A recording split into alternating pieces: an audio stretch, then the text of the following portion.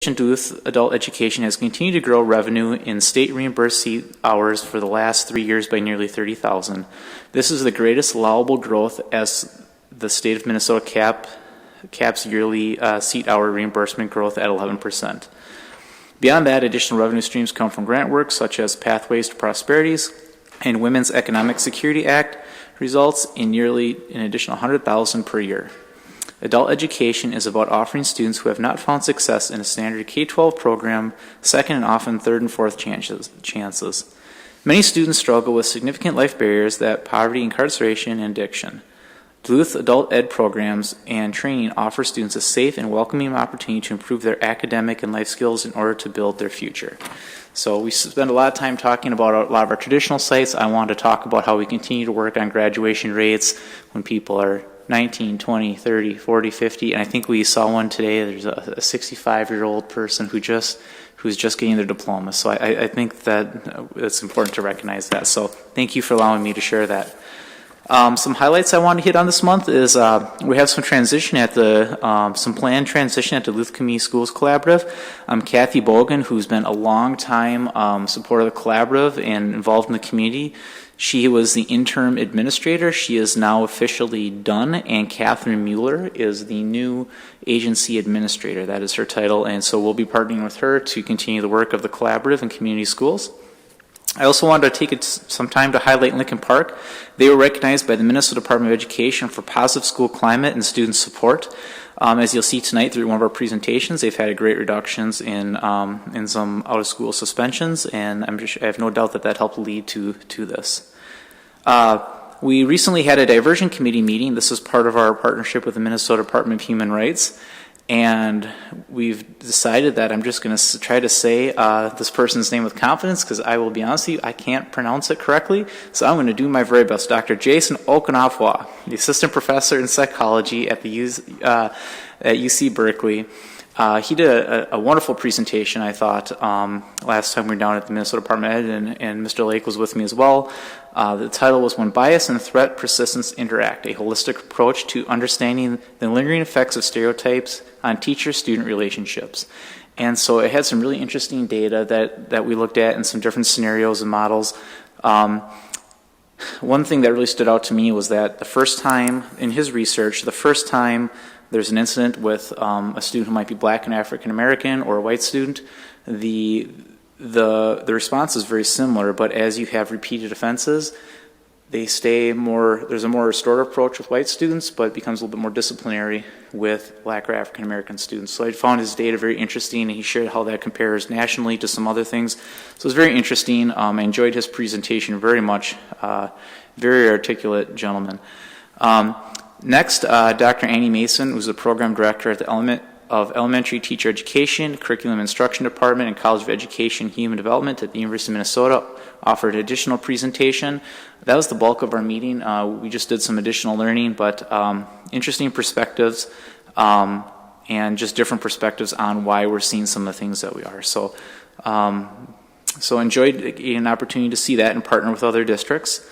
We also had our CEIS application completed. We were told by the Minnesota Department of Education as part of our disproportionate suspensions that we need to have a 15% set aside from our federal special education funds this year, and so we have done that set aside. We have turned in that application. Mr. Crane did a great job in working with that and leading that. In addition, he also did his help me out. What was the other report that you did? It was the restrictive procedure report. Thank you for that. And we had no seclusions this year, which that's really important, and that was really great. So awesome job, special education. And for our shout out for this month, as our continuous improvement teams.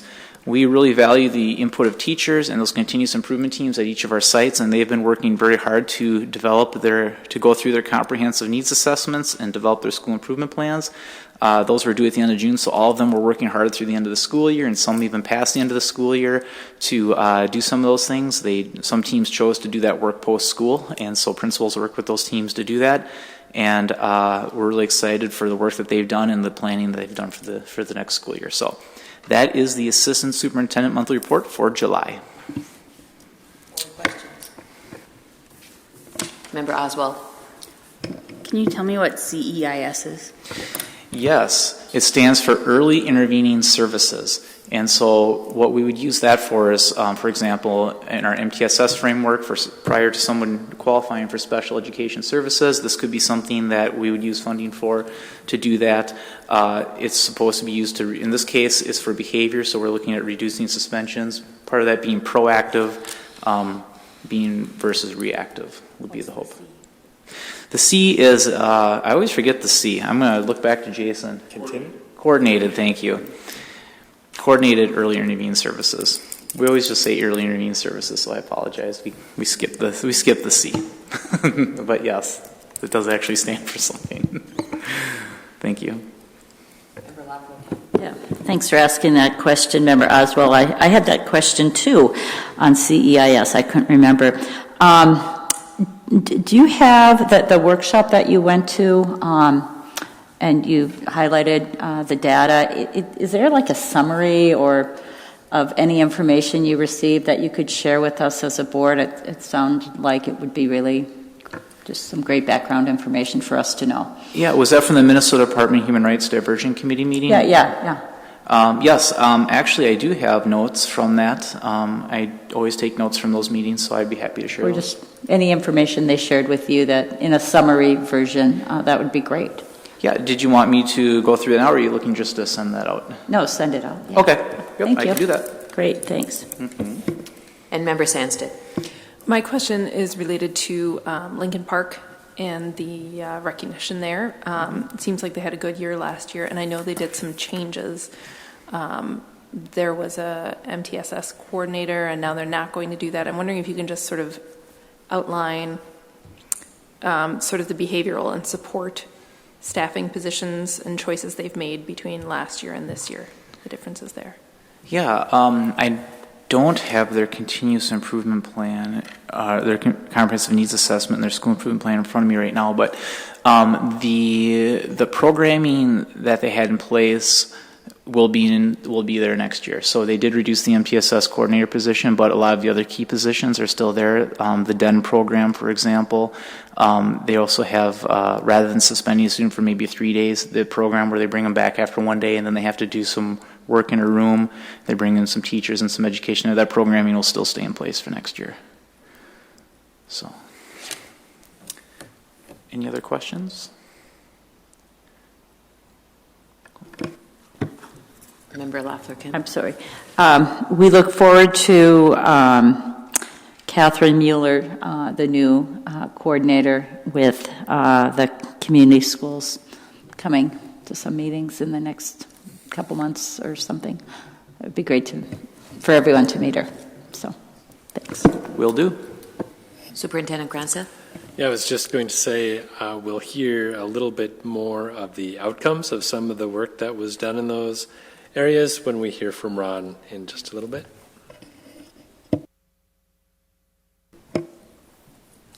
Thank you. Next, we're going to hear from Curriculum and Instruction Director Netlin. Thank you. First up, this is my first day back from vacation, so I'm just getting in the swing of things again. So I wrote this a month ago for you. But some of the things going on in curriculum, we have been working on wrapping up at the end of June curriculum writing and revision activities in a whole host of content areas. Everyone didn't get a lot of time, but there were teams that were pulled together to do some lesson revision or assessment work depending on the content area. So that was going on. Immersion was included in that. Also, we were doing some district curriculum department level document review, doing some revisions and coming up with some new ideas for the future. And then doing inventory, which is a huge chore in the department, which is textbooks and materials, that type of thing, making sure we have what we need, cataloging, organizing, getting ready to ship out in the next week or two here. And then doing some transition planning since we had a position change, so looking at hiring practices and just planning for that moving forward. And then also in immersion, I just wanted to highlight, we did a lot of work this year planning on adding a supplemental handbook for immersion for families who have a student in an immersion program. And so this was collaboration between both programs, myself, the building principal, and so we worked on this, oh my goodness, months this year, the majority of the year, and are working on wrapping that up, having it ready to show probably next month. And then it'll be made available to families. It doesn't replace the family and student handbook. It's just additional information that relates directly to this programming. So that's a teaser for you that way. And then professional development, we highlighted some last time, and then just wanted to highlight some of the additional things that have been going on or are going on recently. One was the MTSS Institute. I believe 3 building principals went either by themselves or with a small team, and that's something that many leaders in the district have been to previously. And then the Minnesota Humanities Center had a week-long training. I believe it's called Absent Narratives. I'd have to check. I linked it in for you when it was fresh in my mind. And I know several people from the district have gone the past couple of years as well, so that was offered again. Also, the Office of American Indian Education organized a trip for in-district leadership to go and tour the Mille Lacs Museum, and there were also training workshops offered as part of that to build knowledge of history and culture. And then there was a cultural responsiveness training offered June 13th. First to English teachers and then open to anyone else as there were open slots. So those are just kind of a snapshot of some of the professional development going on this summer. And that is my report. Member Sandstead. I really appreciate the professional development snapshot to hearing about what people are learning more about. I'm wondering if you can just say a little bit more about the position transition planning. What position was Sure. this and the responsibilities? Thanks. I was a little cryptic because I can't remember if it was officially out there yet, but but at the time, our career and tech education coordinator left to take a position with LSC, so we're looking to fill that position. So I was working on making sure our documents were aligned and ready to get that out. So, yeah.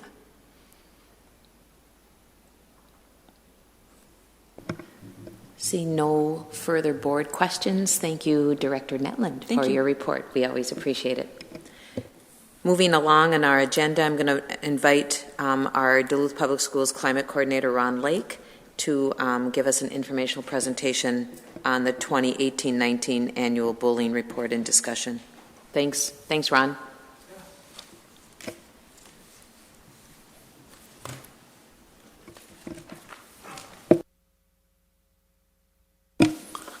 Hi, everybody. Am I in the wrong spot? Perfect. You all have had a chance to review some basic information about the number of incidents that have been documented as bullying in our Infinite Campus system. We had 148 this year. Most of them are the majority of them were at the middle school, with about equal numbers at the elementary and high school. The second piece of that information is then how those incidents have been resolved. So you see there's a list there, and it ranges from conferencing with students to detention, in-school suspension. A small number of them are resulting in out-of-school suspension. I guess that's interpretation, but 9 of them have resulted in out-of-school suspension. Parent notification, warnings, and then at the bottom there's 18 that were not documented. So I'll talk about that in a minute. And then folks have asked before, or board members have asked before, how is the online tool being used? So this year we saw 23 online reports of bullying were made this school year. Not all of those result in a determination that incident was bullying, but I would suspect that many of them do. From talking with Assistant Superintendent Horton, my understanding is that you wanted a little bit more information on a couple of areas here. How does this look compared to previous years? So we can talk about that for a moment. And then what's this not documented piece? What is that about? So the not documented piece is anytime an incident is entered as an event into Infinite Campus, that's our student data management system. Somebody goes in there and enters in the event and says, hey, there was this incident of bullying. There's some investigation that's ongoing. We probably apply some way to resolve it, get kids together, apply some discipline, inform parents. That's that list up there. And then somebody needs to go back in after that's done and type it up as a resolution. And if that resolution isn't completed, so that documentation isn't completed, then that resolution doesn't show up when we run a number. And when we do the report, when we pull that information out of Infinite Campus and put it into Excel, that field is blank or it's not documented. So then I went back into Infinite Campus and looked at what's happening, and all of those are marked as in progress in Infinite Campus. So the schools that are having these aren't going back in to finalize the resolution. So there was 18 of those. When I looked at the schools that's happening in and the time of the year that's happening, about 80% of these 18 are happening in March, April, and May. So there's two things that are going on in March, April, and May. One, we stopped at the principal meetings having 15, 20 minutes to go in and check on how our reporting is going. So I think one of the functions of that dropping off of our monthly activities in the spring probably resulted in not catching some of them. And then I'd also suggest that it's probably super busy or busier in March, April, and May at the end of the school year than in the middle of the school year too. So I think we get a situation where there's competition for time, and we might just not be going back and running out of time to something's dropping off our awareness to go back and finish it would be two guesses on my part, but I haven't talked to anybody, so I haven't asked. And about 80% of these 18 are happening in March, April, and May, and about 80% of them are happening at Denfeld. So there might be some sort of system change that happened at Denfeld over the course of the school year in terms of how these are getting documented. If they're changing, a mentor of mine years ago really encouraged me to look at what's going on with the system before you look at what's going on with the person. So I wonder if there's a change in process. One of those changes in process is we stopped talking about it, or talked about it less at the principal meeting. So those are two things that were on my mind as far as that 18 undocumented. The number's about twice as high as it was last year when we're looking at historical data. So if we think about office discipline referrals with bullying, we had 148 this year. We had 174 documented last year in the 17-18 school year. 16-17 school year, we had 96. And the year before that, for 15-16, we had 77. So we've seen a steady increase in our ability to identify and document and hopefully resolve incidents of bullying over the last 4 years. We did drop off about 25 this year from last year. I think that's still an underestimate in terms of the incidents that are actually happening. If we look at the Minnesota Student Data Surveys from 16 and now 19, I think is readily available. So I haven't looked at it, but I think it's just recently become available. I think there's still kids, 20-25% of kids are still responding that they believe that they've been part of a bullying incident in the last month or so. So I think it's an area that continues to be underreported. When we look at other office discipline referrals, other categories, assaults are around 550 assaults last school year. So it's likely that if a student is perceiving that they've been bullied, it may have been coded as an assault. We have about 400 fights, about 110 incidents of harassment. I think Tim Swirsky will be talking about that tomorrow. We had about 200 incidents of threats or intimidation, about 300 incidents of verbal abuse. Some of that can be directed towards adults for that category.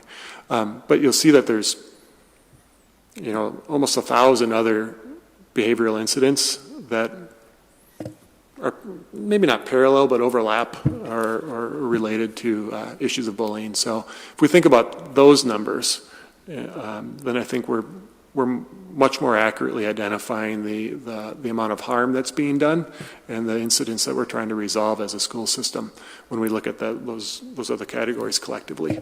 I think that's a much more accurate representation than looking at 150 incidents of bullying in isolation with 9,000 kids. Yeah. So does that help, or does that further clarify information that historically that you might be thinking about? Okay. What questions or ideas do you want to, or information do you want to share? I'm wondering if you see anything in the numbers broken down more by site or age that we could perhaps target more support in a particular way. If we look at age, middle school continues to be the highest. And there's more incidents being documented at Lincoln in terms of office discipline referrals than Ordine, for sure. I'd have to look at the numbers to give you an exact answer for a site-to-site comparison. But middle schools would be a great spot to add some social-emotional learning support and resources and directed, targeted strategies for how we communicate and listen to each other and solve problems and respond when something's different than what we were expecting. Yeah. Member Oswald? I don't want to talk about,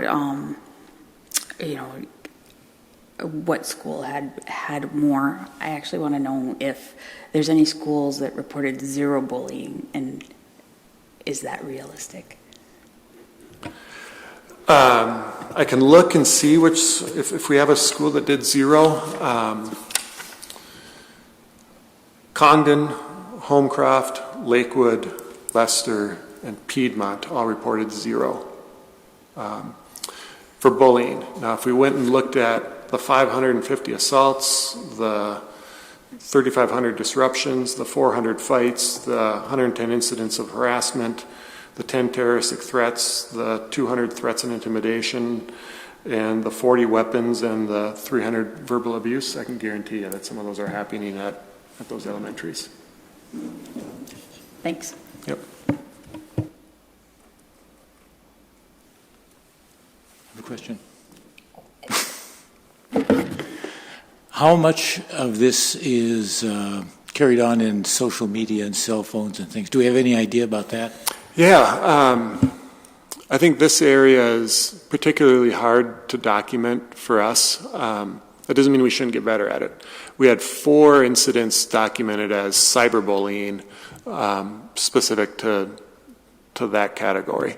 I think there's lots of situations happening outside of school. And the way the law is set up is if we show a nexus or a connection between what's happening at night or on the weekend, if that's carrying over into school and affecting how kids are attending or how they're learning, and then it gets reported to us, then we have a chance to document it and then try and intervene and maybe apply discipline as well.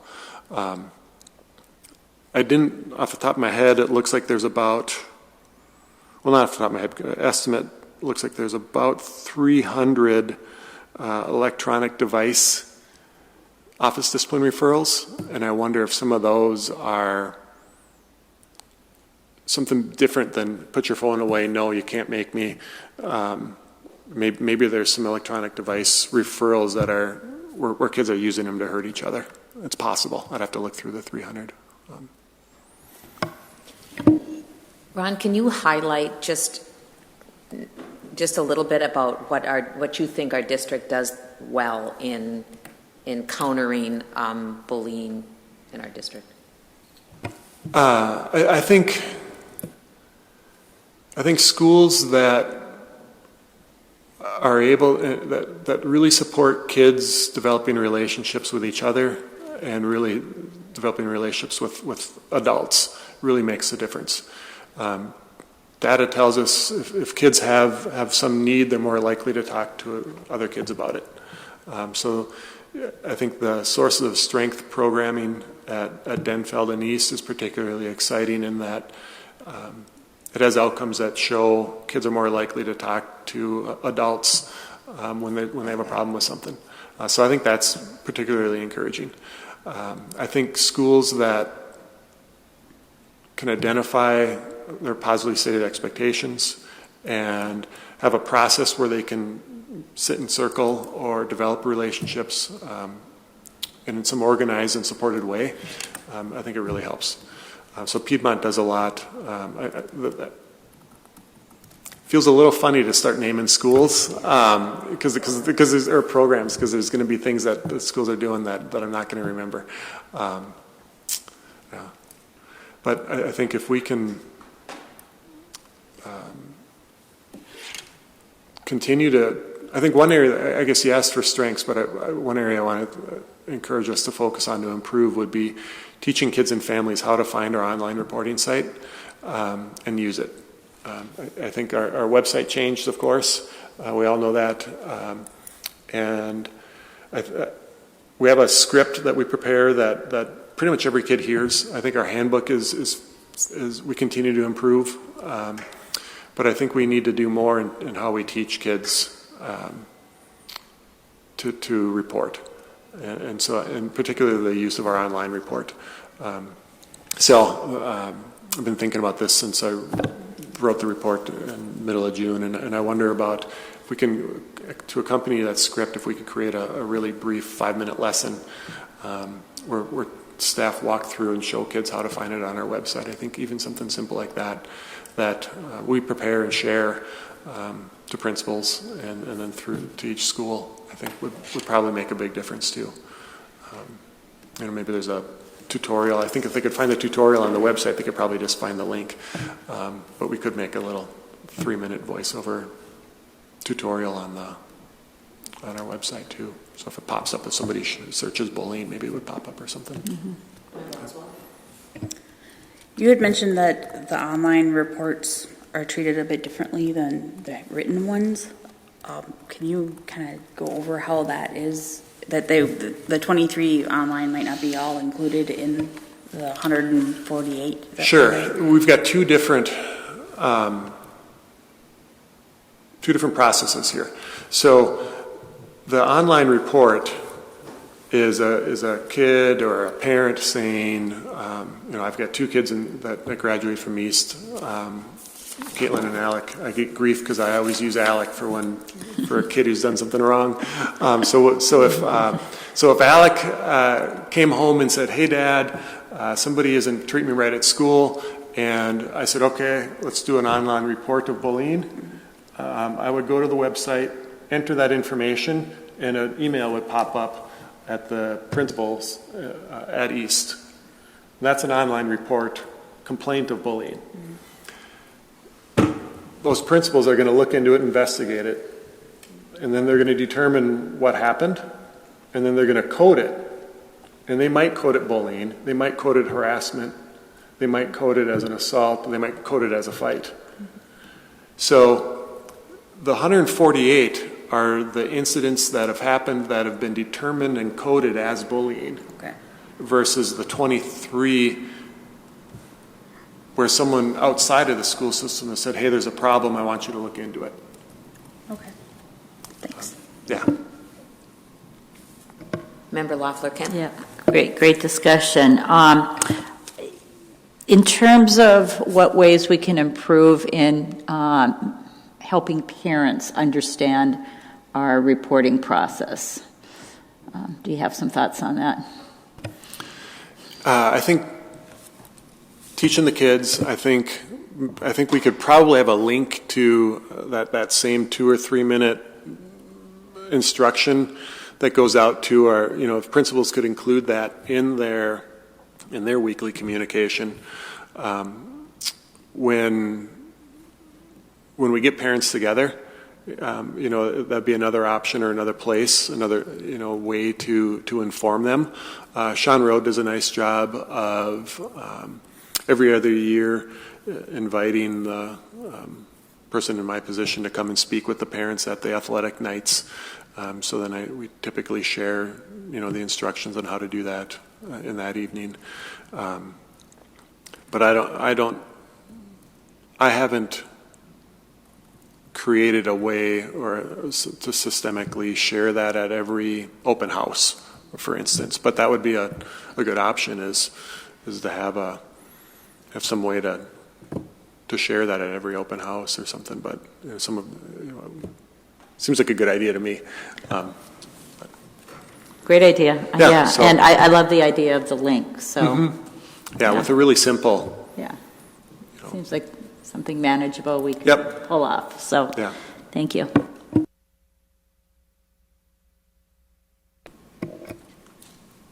So any other questions of Ron? We certainly appreciate you coming in and sharing information. Is this a mandatory report? Do we ask, does this have to be shared in the state? Is that something, or we just brought you in because I guess my question kind of refers to like, so if these are documented, we've asked you to come and report this out to us because we're interested in a board, or is this mandated to go to the state? And why don't we, if this is just you coming to us, why not include the other areas of issues that we have? Not that I want to be like faced with 400 verbal abuse cases or reports, but I just think that's an interesting document as well. Yeah, the reporting requirements are ones that we've created through our anti-bullying policy. That anti-bullying policy is based on model policy from MSBA and Minnesota Department of Ed and state law. I don't recall if the state law, the Safe and Supportive Schools Act, somewhere in there requires a report to the school board, but model policy from MDE and I believe MSBA, and certainly within our policy, states that we will share a report at the end of the school year. And it's also in our harassment policy, so that's why there's the harassment piece. As a matter of practice, we could certainly change. I think we could change what is reported at the end of the year to an overview of office discipline referrals or incidents, and in there communicate bullying and harassment and a variety of other things. I think we would just need to decide to do that. I think that would still be within the spirit of the bullying policy if we wanted to have a broader discussion. Okay, thanks for that clarification. I was just kind of, because, and then as a board, I think it's interesting.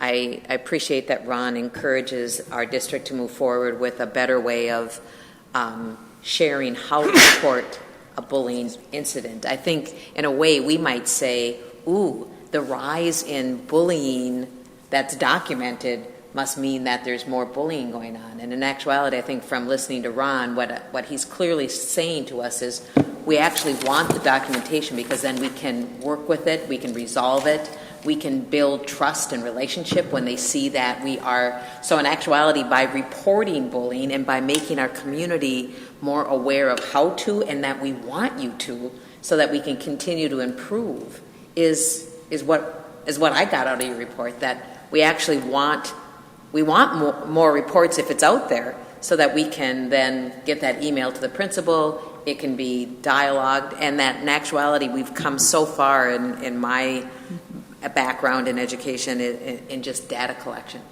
that we can actually report it in a way that's online and documented and supported. So thank you. Was I right in that assumption about rising? Yeah, I think as long as our numbers seem to be an underestimate, then we would want to work towards and really support and feel good about increased reports. If we got to a point where we felt like the number of reports are fairly accurate with the experience of kids and the numbers continue to increase, that would be much more alarming, right? Yeah. Member Sandsted? Thank you. I agree that I think it would be useful to see the numbers on all of the sort of behavior reports. And I also think it would be good to have recommendations and perhaps I was looking back at last year's report to sort of see the numbers as you were describing, but I think that having something that is permanent year to year in terms of recommendations on, your expertise on how perhaps we can address some of these issues would be appreciated by me as well. So I'm hearing a couple of suggested or a couple of changes for going forward. One would be consider how we could share a broader perspective in terms of the types of incidents that kids are experiencing and involved in. And then beyond the numbers, what are some recommendations and some strategies to improve the reporting as well as decrease the harm and maybe improve how we resolve the harm that is happening too. Yeah, fair. Yeah, that sounds great. And Member Laughlin. Yeah, I was thinking of other ways of getting the message out of the online reporting myself, and I'm just wondering if there's opportunities through our already established parent groups that we have in our schools to have at least a small set of people be our voice as well, and so maybe doing some thoughtful thinking with the PTSA Council, for example, now that they're really running and with in many schools right now. So just kind of thinking through more ways of letting people know what we are doing, and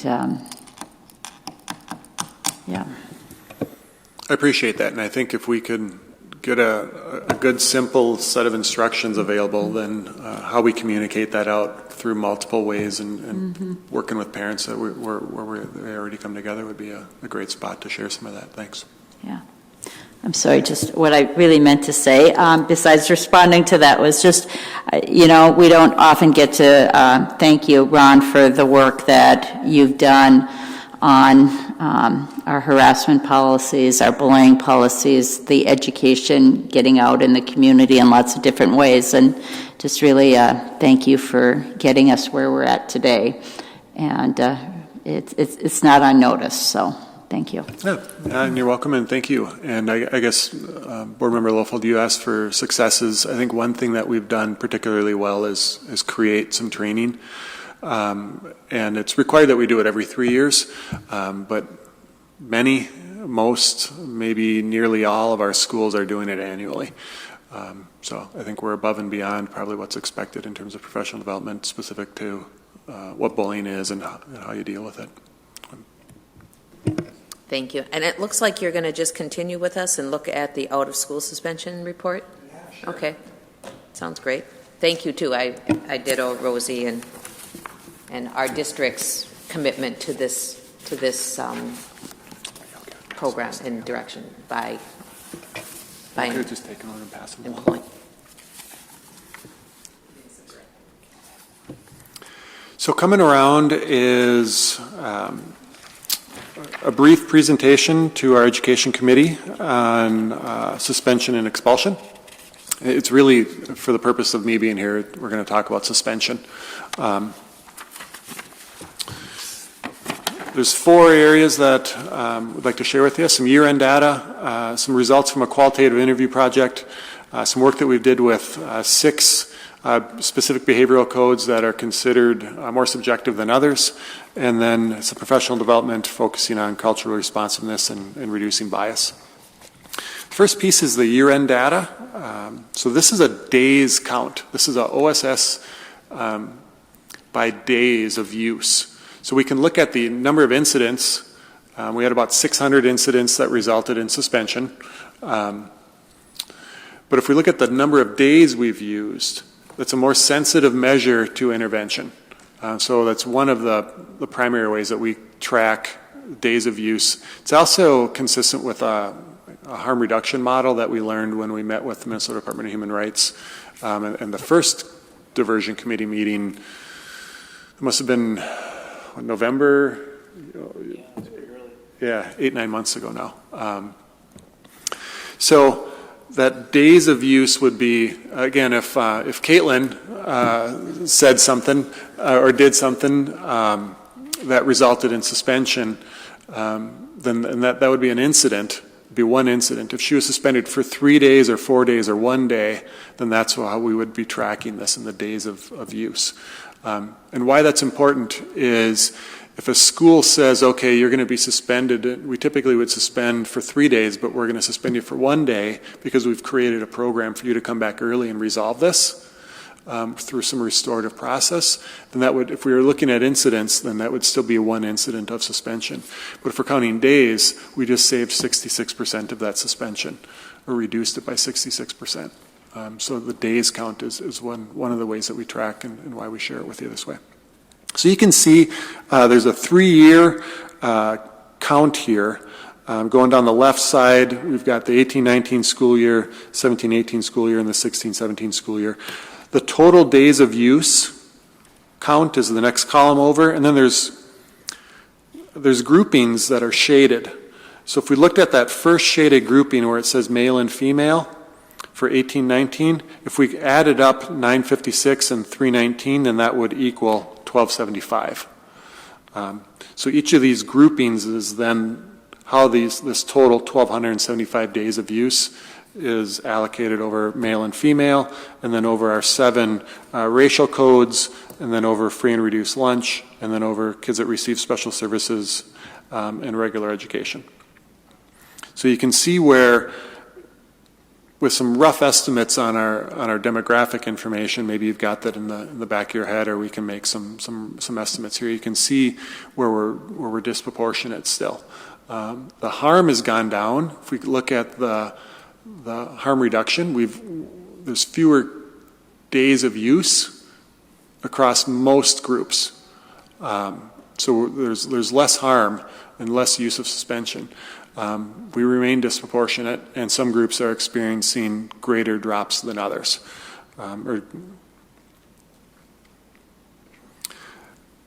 Big jumps over the last, from this year to 2 or 3 years ago, we're down about 350 days of use this year from 2 years ago.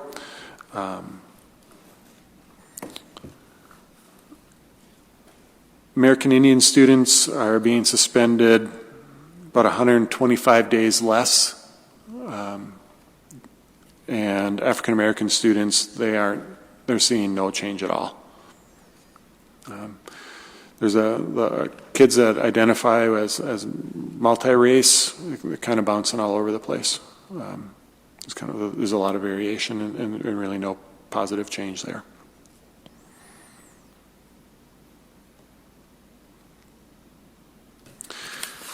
So that's our year-end days count with some demographic information. When we work as a school system, we look at the same demographics by site. They're specifically not included in this report to you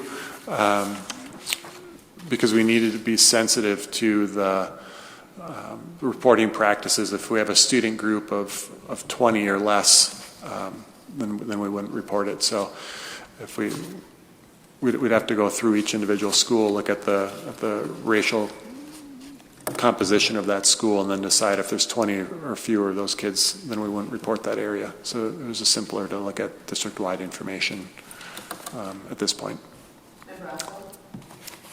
I just wanted to point out when you say that the black category students, there's been no change. Percentage-wise, there's a significant change. The numbers may be all 400, but since it's a bigger proportion of the total, it went from 25.99 in 16-17 to 33.25. Right, yeah, so it's actually gotten worse in terms of the percentage of the use of the days used. Yep. Yeah, when the numbers go down, you're right, and the one student group remains the same, then the percentage, the ratio is worse even, yeah. The second area that, for year-end data, if we look at the days of use per school from last year, for the 18-19 school year and the 17-18 school year, the third, fourth page in, each school is listed there. So you can see the schools that are that have increased or decreased their use by comparing them from the information on the left, which is this last school year, to the one 2 school years ago. The school with the greatest decrease is Lincoln at about 280 days of suspension less used, which is close to half. It's probably about a 45% reduction. Can you review again what students get OSS for? What are the offenses that?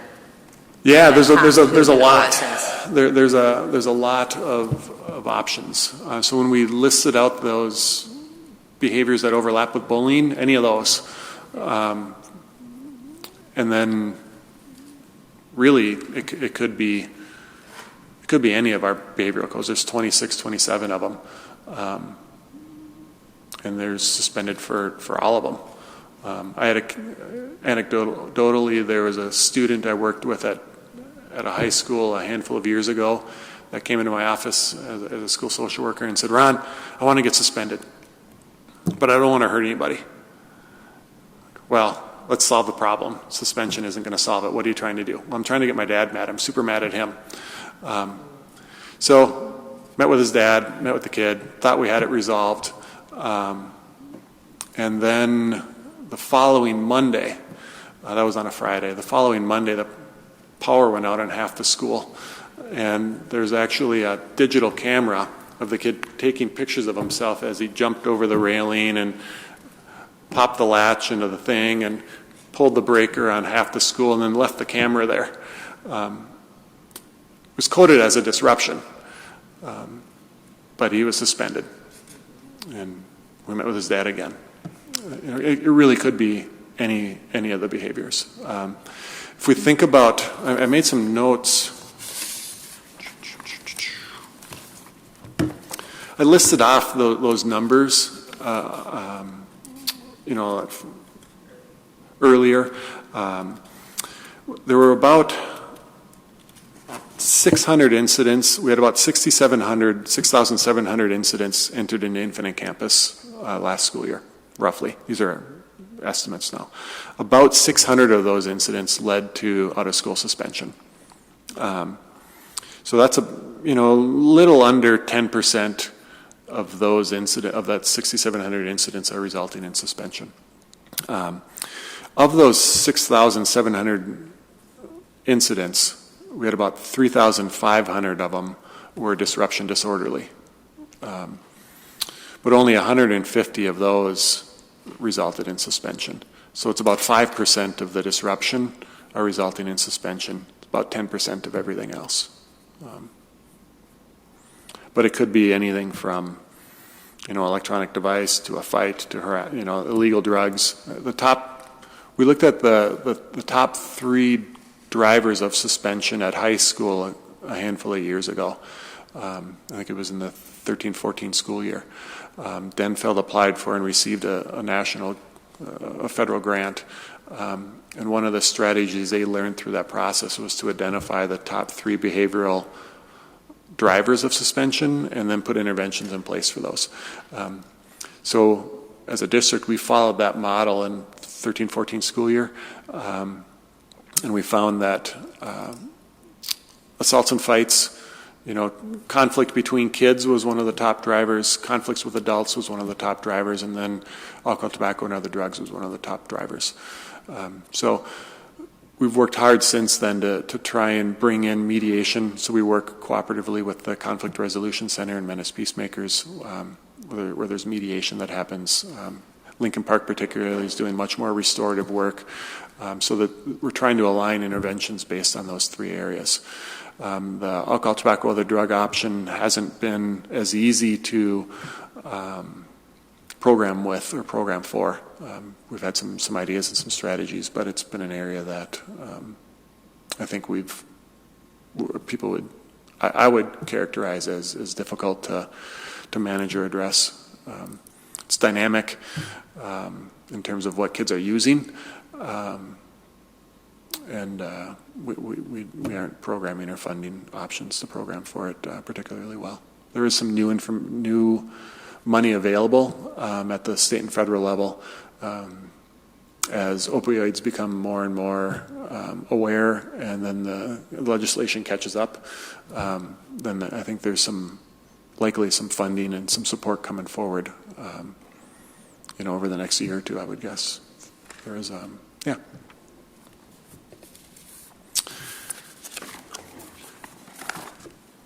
Next sheet looks like a poster, because it is. This is a 8 by 11 version of a 3 foot by 4 foot poster that Amanda from the College of St. Scholastica, Amanda Lehrfeld, interned with me from last year, managed a qualitative interview project and then shared it with our handbook committee, shared it with our principals, shared it with our OSS committee. I did at our last meeting, shared it with College of St. Scholastica.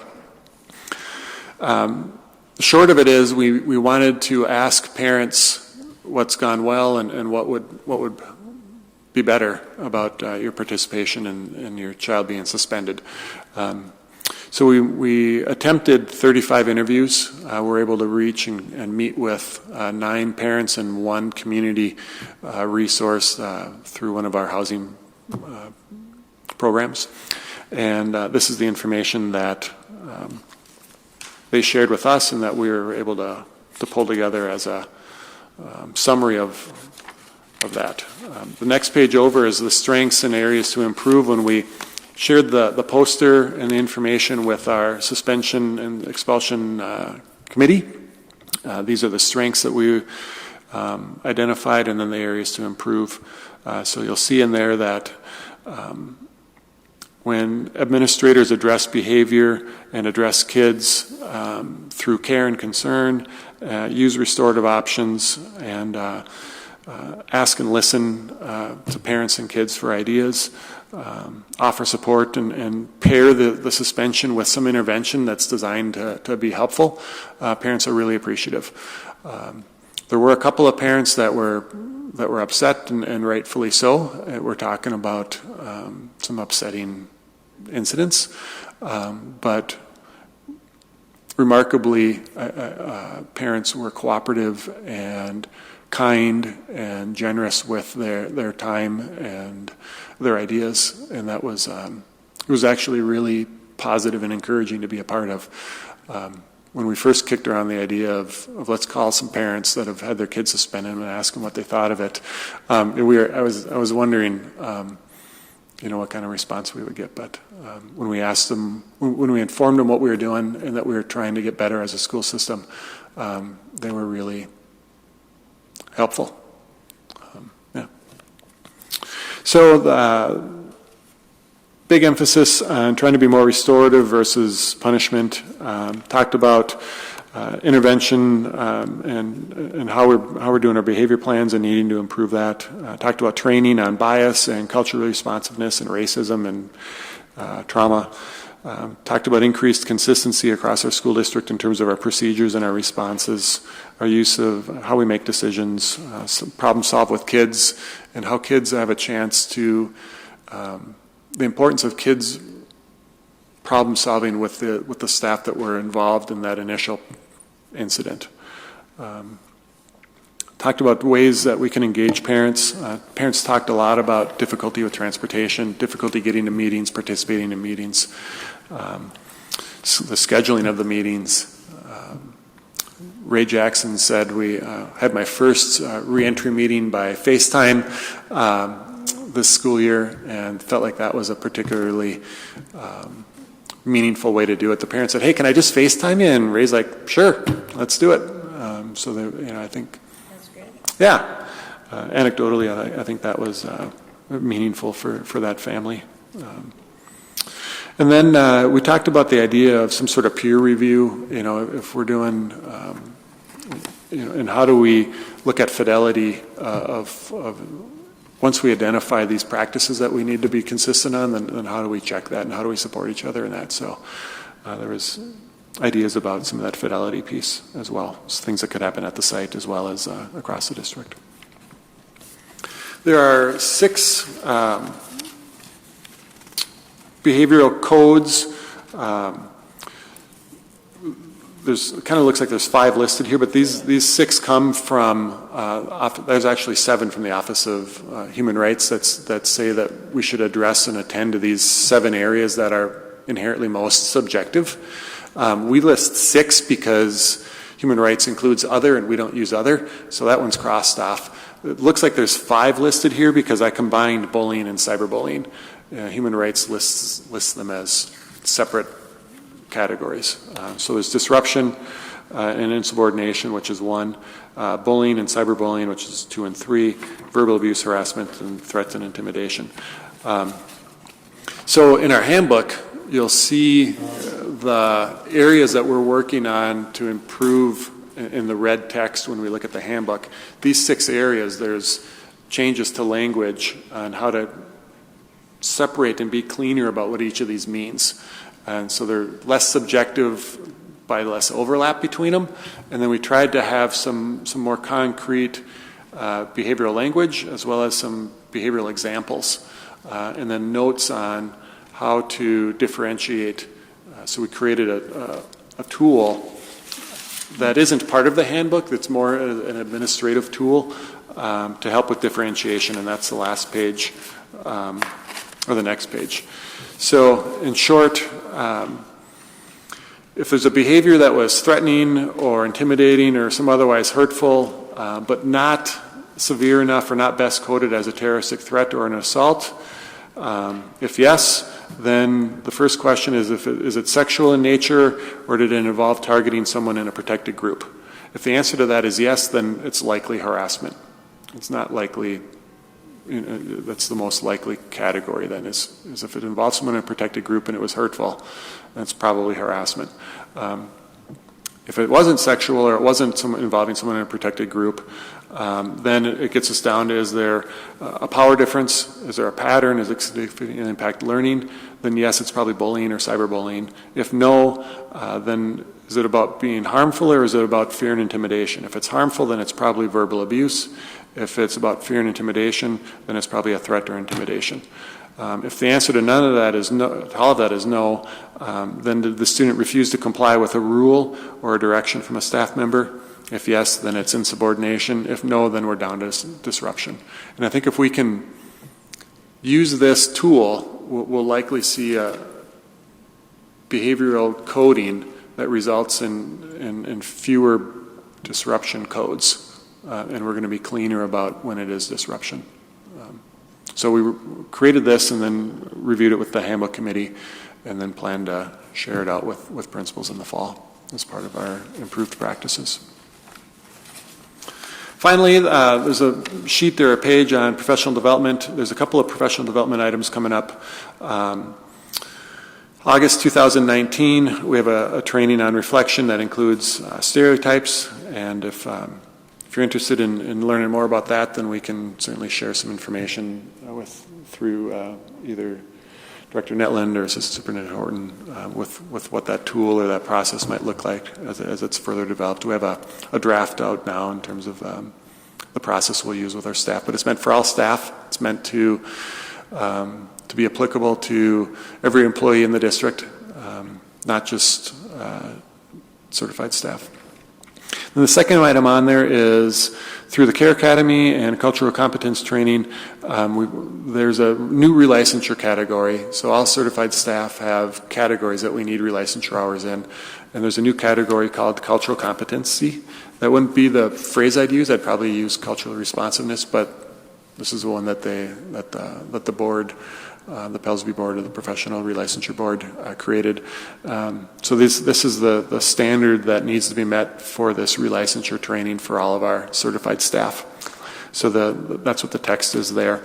And we anticipate that the training for all staff in August is going to be, that we'll meet a component of that. To do the cultural competency training, we went to an 8-hour training on it, probably meet the spirit of the content in about 5 hours.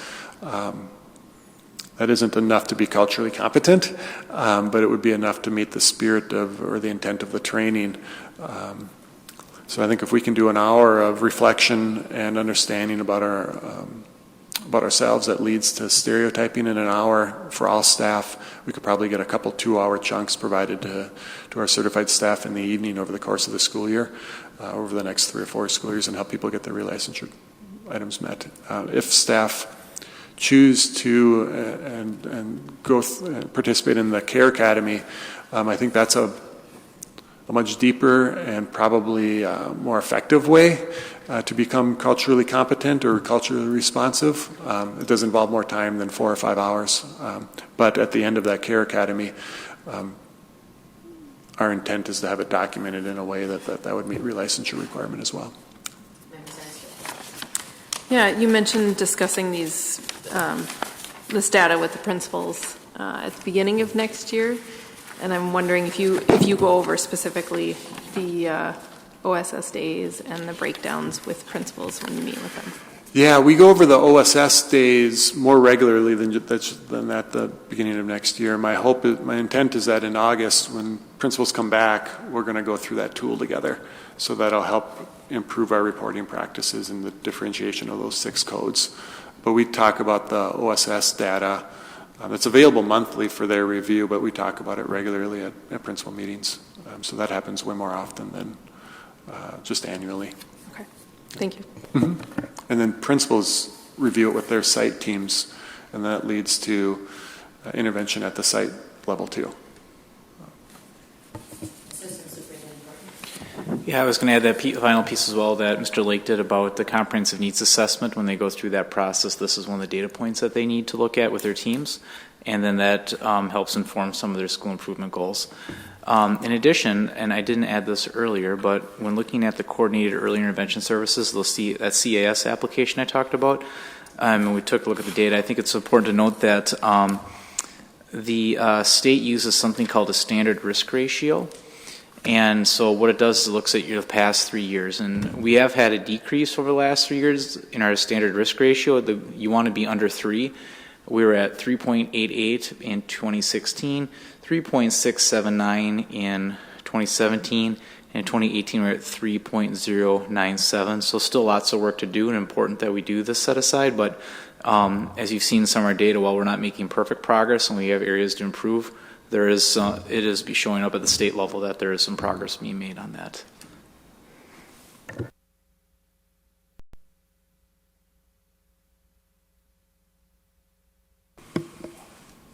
Seeing no other board questions, do you have any closing comments, or do we have one more section? Nope, this is your report, right? Yeah.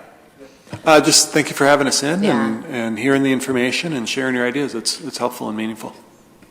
So is this in connection as well with our Department of Human Rights addressing OSS, and you've worked with them all year, Ron? Correct. Yeah. There's been a handful of us that have worked with them all year, including Superintendent Gronseth, Assistant Superintendent Horton, and so we have a report that we need to finalize and send to them as well. Are we continuing with their guidance? Are we still asked to meet their updates for how much longer? When we formed our agreement, I don't believe there was a... Okay. I would have to look at it again, but I believe it was 3 years. Or okay. Minimally. It wouldn't... I'll believe you. It wouldn't surprise me if there wasn't an end date in some ways either. I don't think we'll ever be done getting better at this.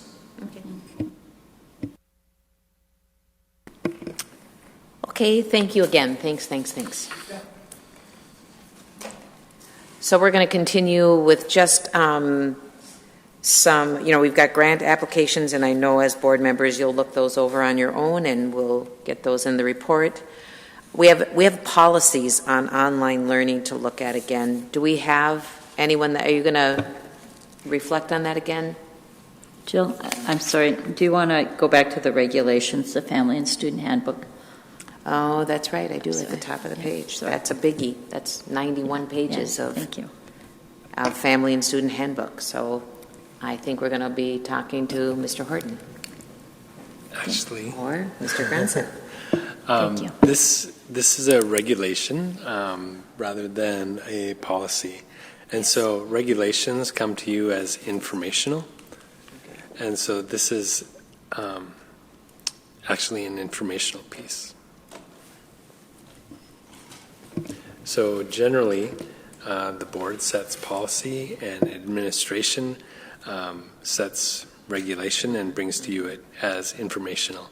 And this piece, as you can see, has a rather large group that has worked on this over a number of months, actually, and Assistant Superintendent Horton could provide you some more information on that too. But I just wanted to point out the difference between the policy and the regulation. Yep.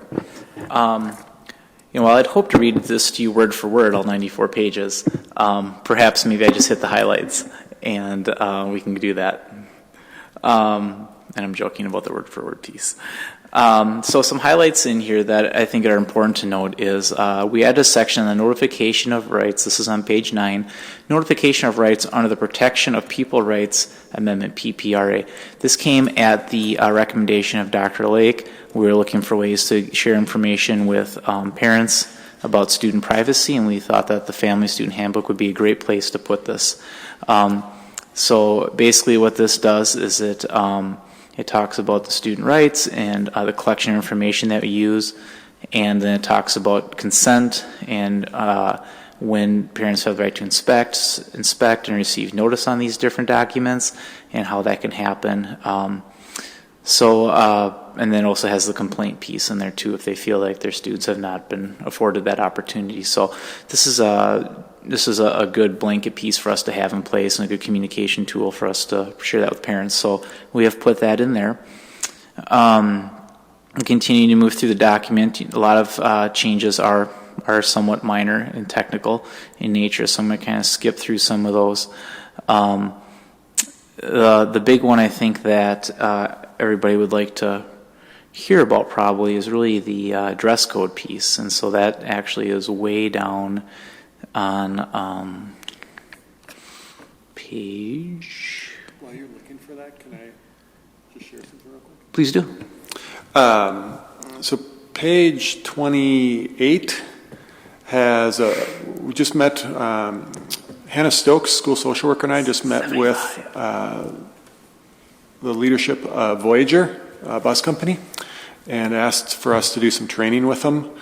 And one of the, on addressing behavior in a positive way. And so one of the changes you'll see in here is we've cleaned up our list of rules for the buses. There isn't a lot of change in content, but hopefully it's a cleaner list of what kids can do and shouldn't do on a bus. So it's just an example of how we're working with groups to try and tell them what they can do as well. Some of that positive behavior intervention stuff. Page 75 was the one I was looking for if you pull it off of a quick view under dress code regulation. And the team really wanted to focus on, dress code policies tend to lead very much about telling females what they should not do. And so the team really wanted to get away from that. And so this was their effort to do that. And they put a lot of work in this and a lot of thought and a lot of really good conversation in terms of trying to make it not making about what women or young girls should not be doing and what they should be doing so much. So the policy has been updated, and you can see there's a lot of new pieces in there to review. But the team felt that this was really going to be in the best interest of students and would promote a safe and welcoming environment for our students and a strong academic learning opportunity as well, while still holding a standard that we need to have in school. So, and I did get feedback from one board member and would welcome any others. So if you did want to spend some time reviewing that, you could definitely send me some things. The handbook will not be going out for a little bit still, so if there's some feedback on that, you're welcome to share that. If there's anything that you notice or want to have further conversation about beyond this meeting.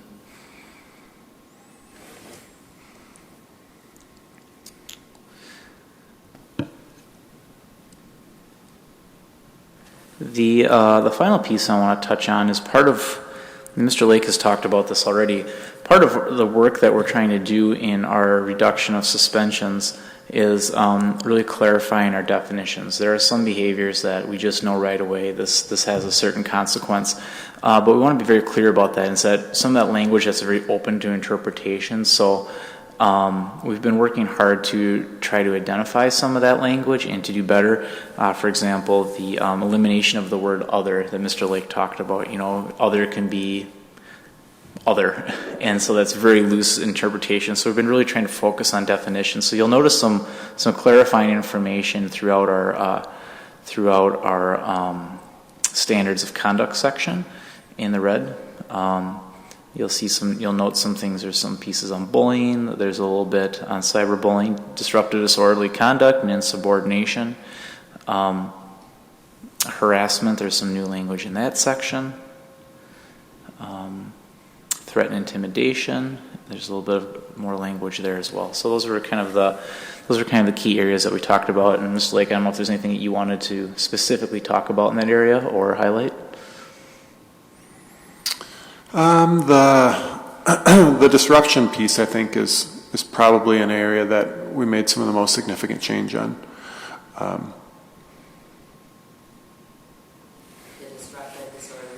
Yeah.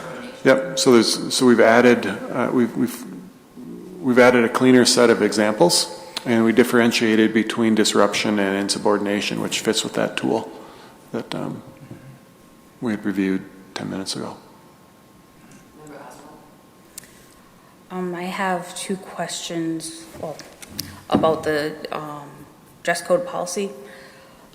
The first one being that I guess it might be more of a comment or a request is that I often get to volunteer at the first day back, the registration days at Denfeld, and I'm always the person that is helping register people for pictures. And so I am asked to enforce this dress code policy. And the most common response is the students going, well, I didn't know the dress code was going to be enforced because this isn't school yet. It's still the summer. And the most common thing is wearing the skinny strap tank tops and things that you can see their belly buttons. So is there any way that we can encourage this be sent out with those materials at the high school level, particularly saying that, on our picture packets or whatever it is, that the dress code on page whatever is going to be strictly enforced for that? I would love to not have to do that. It can be kind of intimidating and confrontational, especially with some students that are in a hurry or expect their picture to be taken, and I'm just a nobody that they don't want to have to deal with. And my other question was about hoodies. As students cannot wear all jackets or coats intended for outerwear, are hoodies considered because my student, my son wore his hoodie all the time, and my daughter took her jacket everywhere with her because using her locker was inconceivable to her, being the location of the locker, and it didn't work half the time anyway, and so they carried all of their stuff with them throughout their careers so far.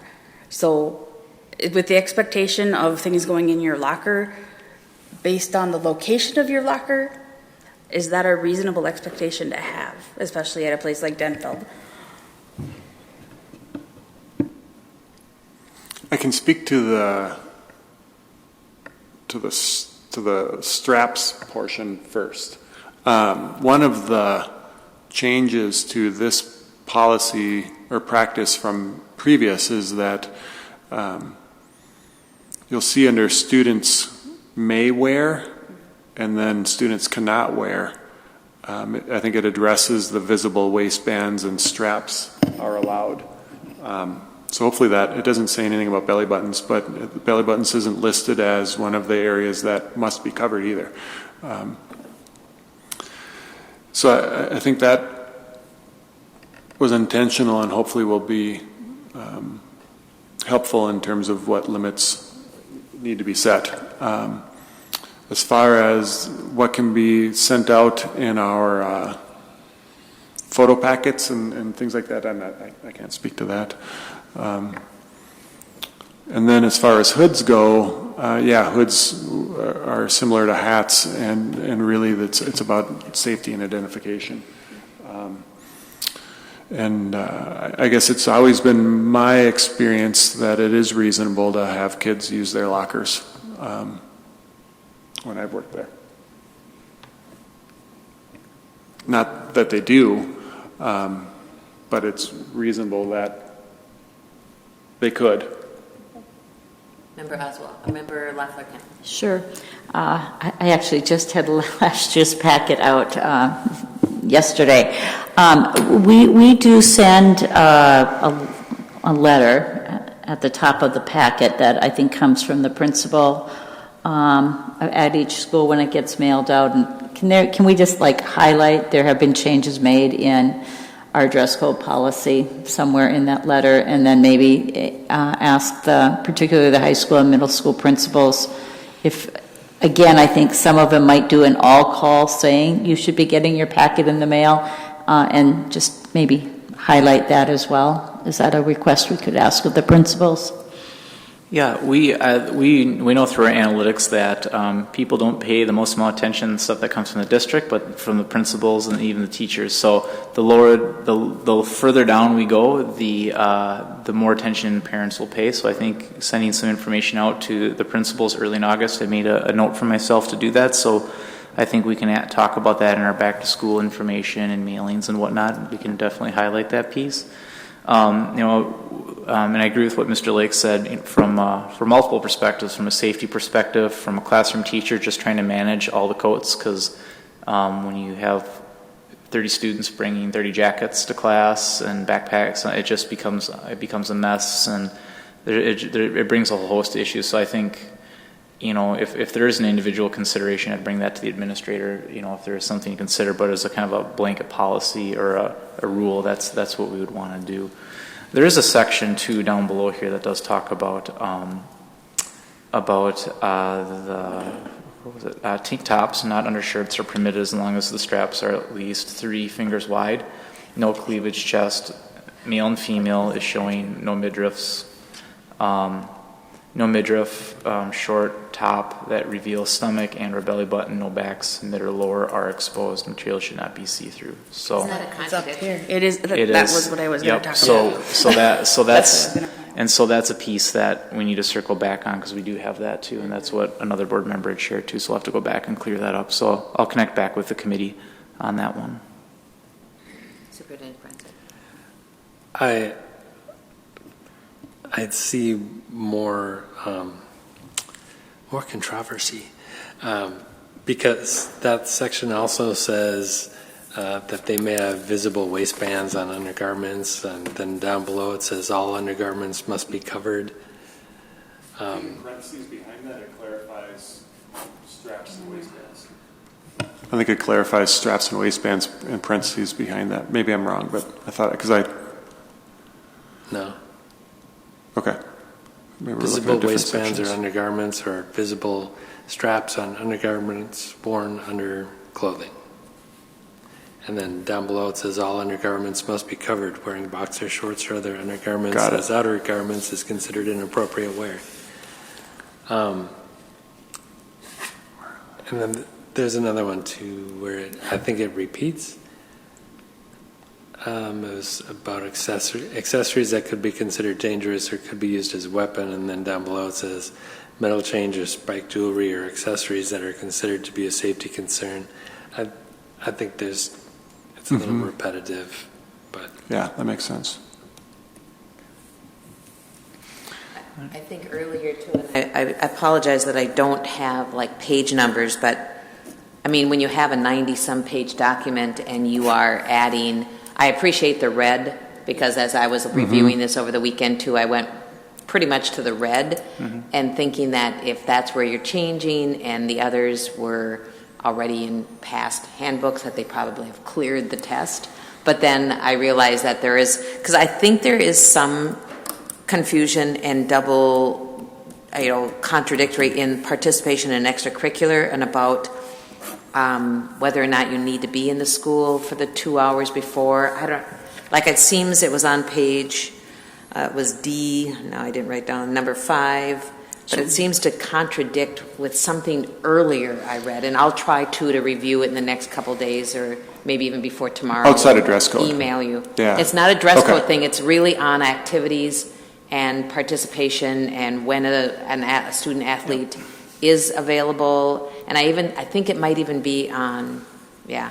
So it struck me as I was reading it, and then I kind of thought to myself, with 90-some pages, although, see, this is your job, not ours, we're just going to look at it. I thought maybe I should ask my board members, you read 10, I'll read 10, because as I started to kind of review this document, I went, holy man, my eyes are not really clear, and before we mail this out, we want to catch anything that might not.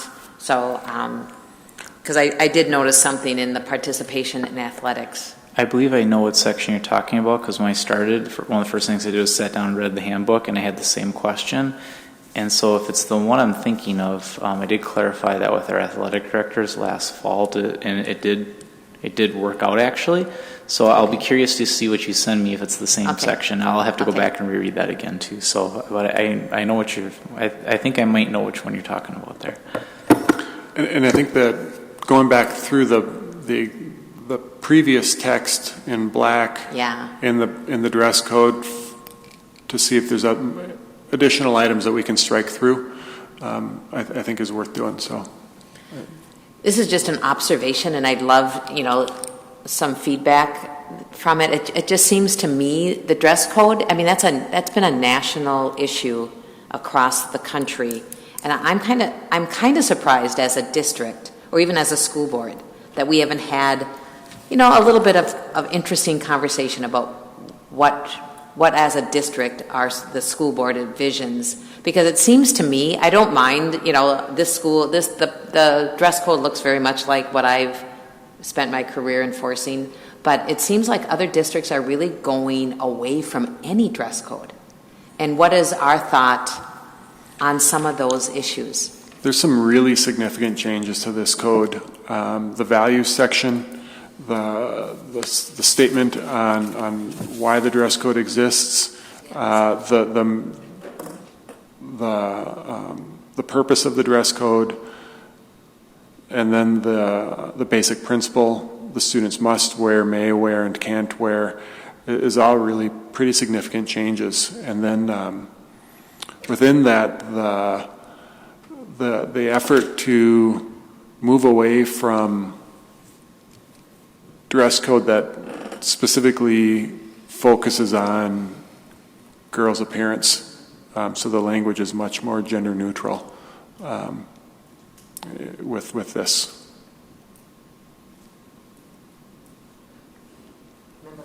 Yeah, I don't believe school districts are going away from dress codes. I think they are changing, as Ron talked about, the way they are writing them. But I wanted to just mention too, though, that I appreciate the changes that have been made, especially being a mom with 3 daughters, and we'll tell you, I have my own dress code story with one of my children. So to me, what's important is that it's in writing, that as a school board member, I can tell parents, go to page 75 and 76 if you have questions, and that it's consistently being enforced by the staff and the principals in consistent ways. That's what's important to me as a parent. And I just remembered that I think what East at least did is they had the handbook, but then they had the dress code regulation on a separate sheet, so it kind of stuck out in the packet of information. And that was real good. So I don't know, again, if the middle school does that as well. But I really appreciate the changes. when I look through this packet every year, both as a school board member and when I used to look at it more just as a parent, that was something I always spent a lot of time on trying to understand the way things were worded and that. So really appreciate the work that was done by the group of folks on the dress code regulation. Superintendent Kretzer. Yeah, I know that there was a lot of conversation and work that went into this. And sometimes going back and rereading it after some time has gone by is helpful. I think if you were to look over the students cannot wear section, not everything in that list is fits under students cannot wear. So, like it says, students cannot wear, all undergarments must be covered. So that's not a cannot wear piece. And then the skirts, shorts, and dresses must extend to mid-thigh. Doesn't go under the cannot wear section. Right. So there's it's one of those existing areas that I think. Right, and I think it's where the existing areas don't fit under the new heading, and I think there's others under that list. So. Mm-hmm. We will, as you do see those, and if you do continue to review this, please send me those, and we can work and get those adjusted before the packet goes out.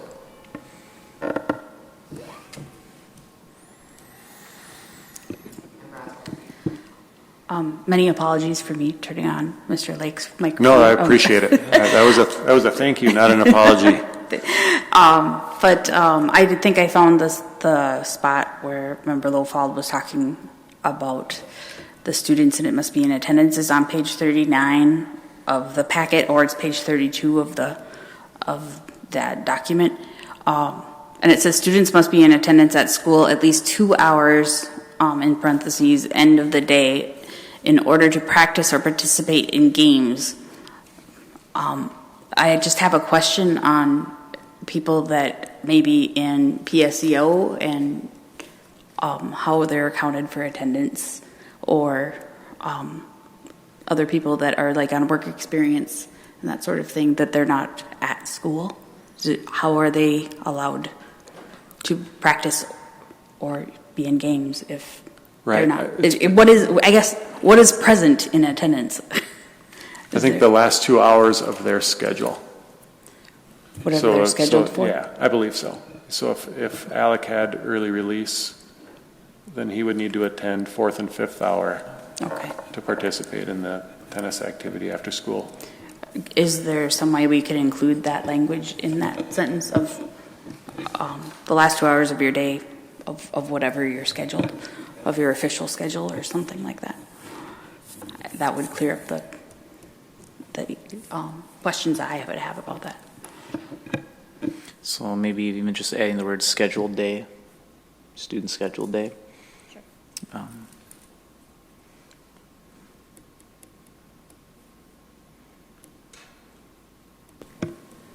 So I think Member Oswald probably found that area of that deals with extracurriculars. My notes say it's D, number 5. So somewhere else in our handbook, somewhere, further along in another section, because that's what I noticed when I got to maybe some other section dealt with it, and it seemed contradictory to what this section that you just brought us to, Member Oswald, says. But like I said, I was good about writing down D, number 5, but then I did not write down where in the earlier part I had read something different. But I know I'll find it when we look through it. Look at that. That's Ron. Page 73 of the document. Looks like there's a D. Maybe it's under student. I don't know why it says student transfers. Eligibility. Nope, sorry. I should have. Okay, I don't see any other questions or comments, though, on Mr. Lake. We were still going through some of the behavioral code edits. So the last edit in the behavioral codes all the way down would be threat and intimidation. Mm-hmm. And there's some significant change to that one too. In an attempt to address the cultural component of how people communicate, we want, in the context of how communication happens, we wanted to cue administrators to.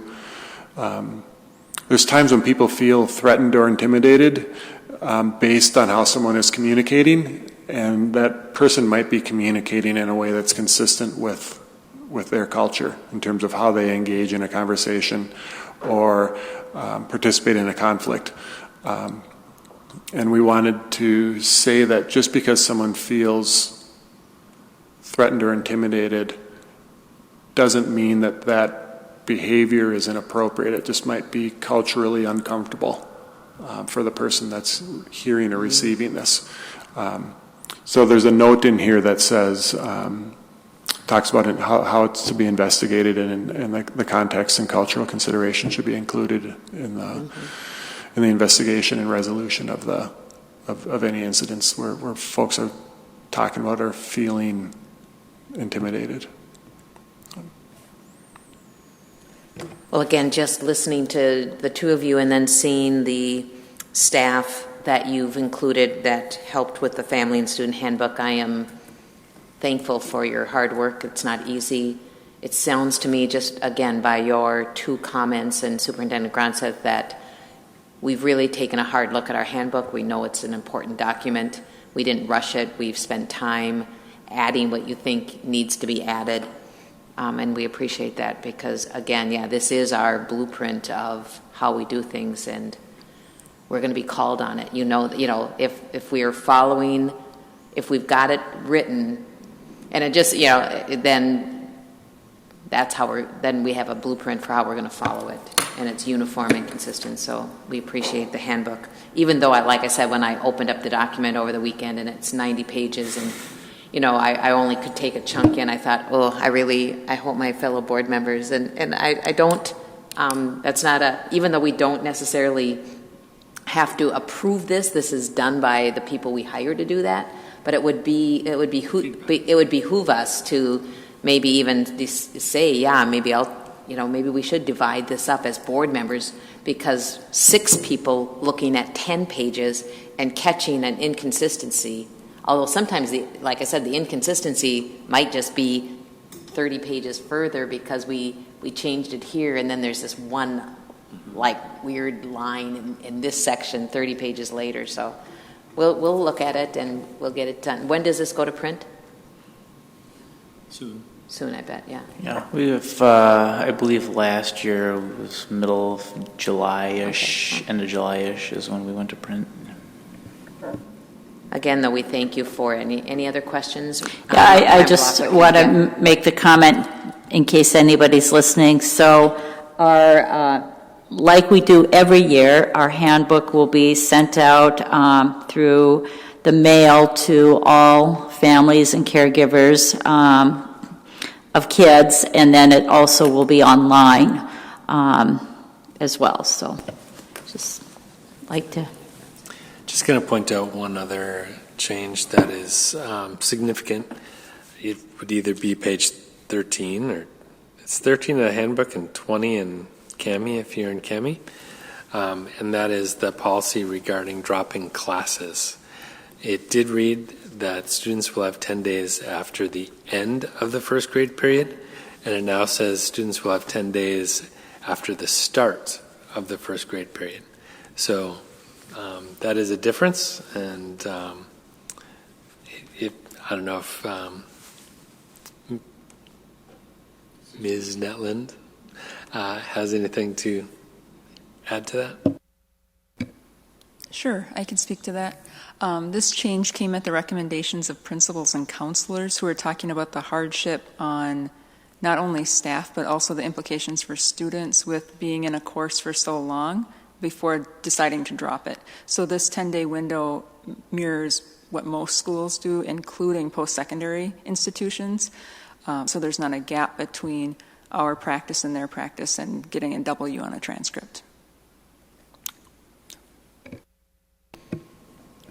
So we really did have a policy that said they could drop the class 10 days after the semester ended? First grade period. First grade period, okay. So 10 days after, and now it's just 10 days from the start of the class. Okay. Do we still have policies where students aren't allowed to drop at all because of the placement in an advanced placement class? Or can students drop any class as long as it's in a 10-day? That was multiple questions. There's additional information immediately following that policy in the handbook that clarifies what is an allowable reason or circumstance to drop a class. It's a little chart. Okay.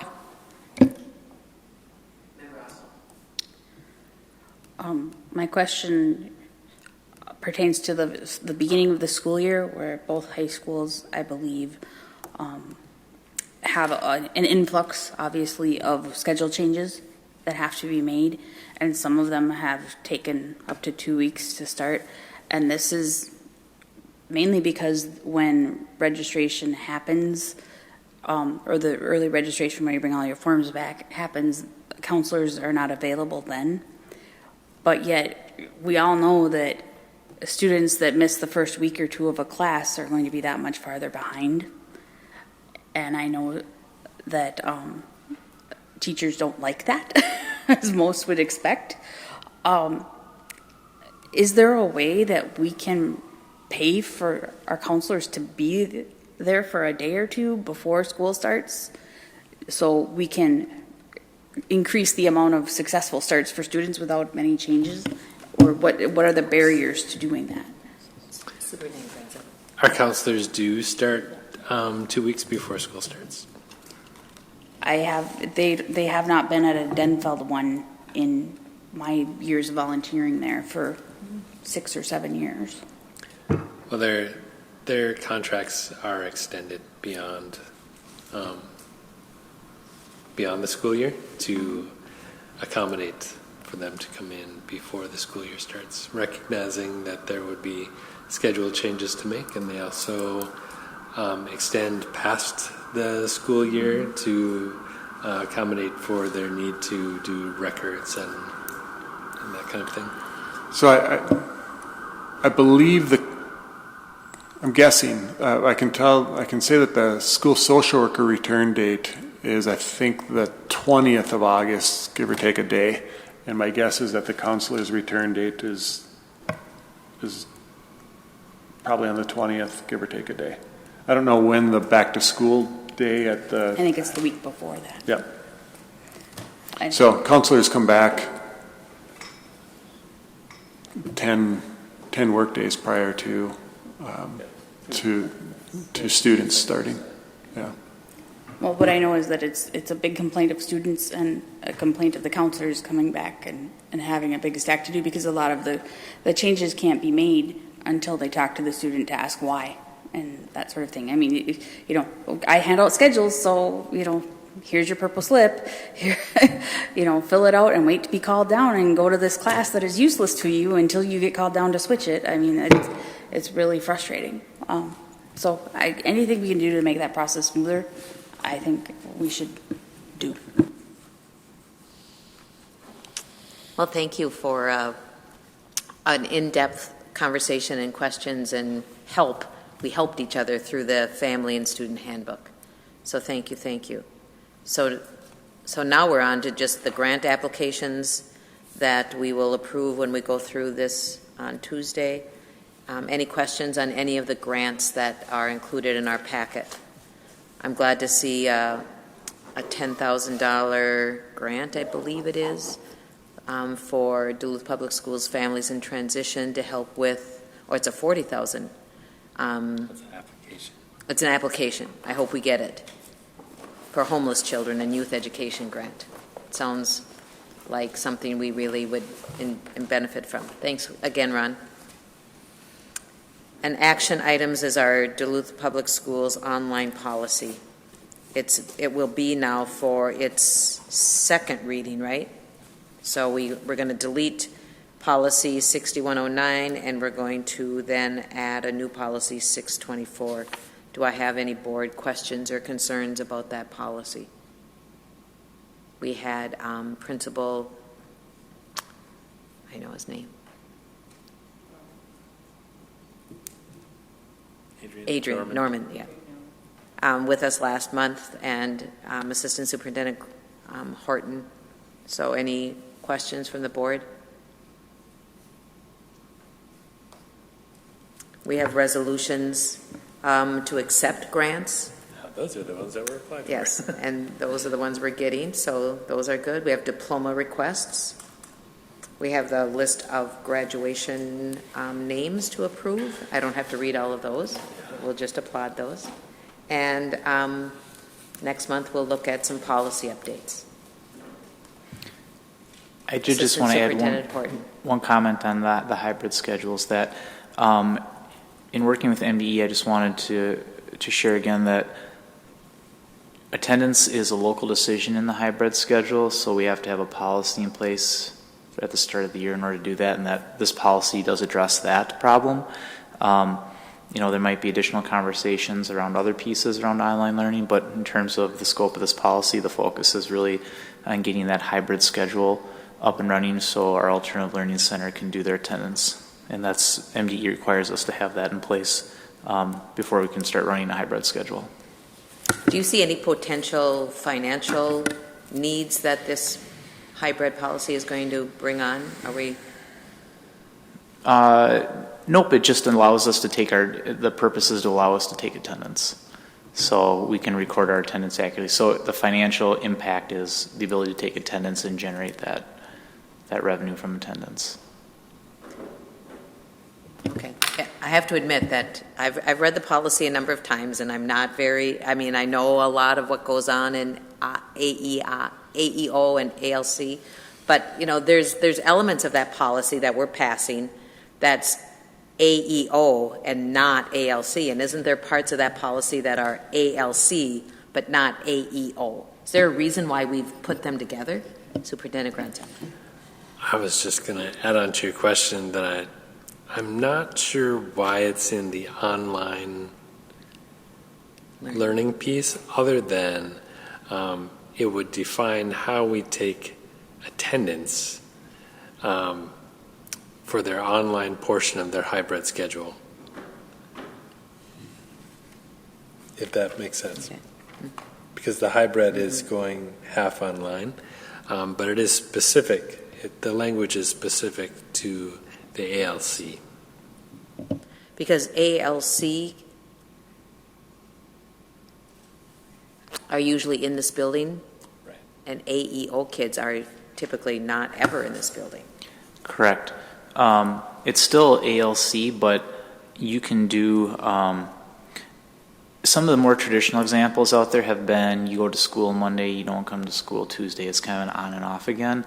Our hybrids policy is a little bit more progressive in that it's doing half day at school, half day away from school. So there's an opportunity to be away from school for half the day and be in school for half the day and get attendance. And so our policy here is just around those students who are attending the ALC and that seat-based program who are looking to have that type of experience. And that would be a student who, I'm going to come to school in the morning because that fits my life, and then in the afternoon I have to work, and then I can come home and engage online through my learning. So it's just a more flexible format for them to engage in learning. And so how you create attendance around that, MDE doesn't have a flat way to say you do that. That's where the local policy piece comes in. We went through our policies and identified that the online learning policy had not been updated since I think it was 2004. Mm-hmm. So this allowed us not to have a separate policy, but by adding language to that existing MSBA model policy, we were able to capture that specific hybrid piece. And that's what you see in the language for. And we list AEO in there because we do have an online learning school, so we wanted to make sure that we recognize that as well in the policy. Do our ALC students go to a home school at all? Are there some students ALC that are also going to school at at East or Denfeld or not? There are different programs within our ALC. So technically, there are students who are receiving interventions or doing credit recovery that are dual enrolled. But then what we're talking about here is our seat-based program at ALC, and this would be where they're taking their courses for the hybrid schedule. Any other questions on this policy? Member Oswald. So if you're in the seat-based program at ALC and you want to be in school all day, are you still able to, or are you forced to have a hybrid schedule? That's a really good question. The way the hybrid schedule is currently drafted is that the students would go to periods 1 through 7, and then they'd work backwards, or 1 through 6, and then they work backwards. And so, yes, you could. Really thought who this helped. Even if it helps 10 kids, it's 10 kids that we might have lost, or they might take 2 years to get their credit recoveries instead of a year, because we have some hybrid options for them that they can work and get what they need done and then do their schooling and get credit for it and attendance for it. So I think it's a good policy. It's confusing at times, but I'm understanding it more and more. But I really think it'd be nice for us to hear back from you whenever you think you have some information to share. Yep, absolutely, we can do that. And I think Principal Norman would be really excited to share that too. I think what's really neat about it is we're breaking through the traditional brick and mortar structures of a school, and we're able to engage students when they're ready to engage. And a student might not be ready to engage at 2 p.m., but they might be at 7 p.m. And so this allows that to happen. So I think it's creative, and it's going to be interesting, and I'm kind of excited to see where it goes.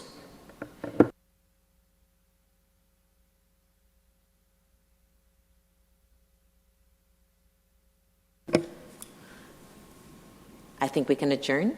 Okay. We're done. Thanks, guys.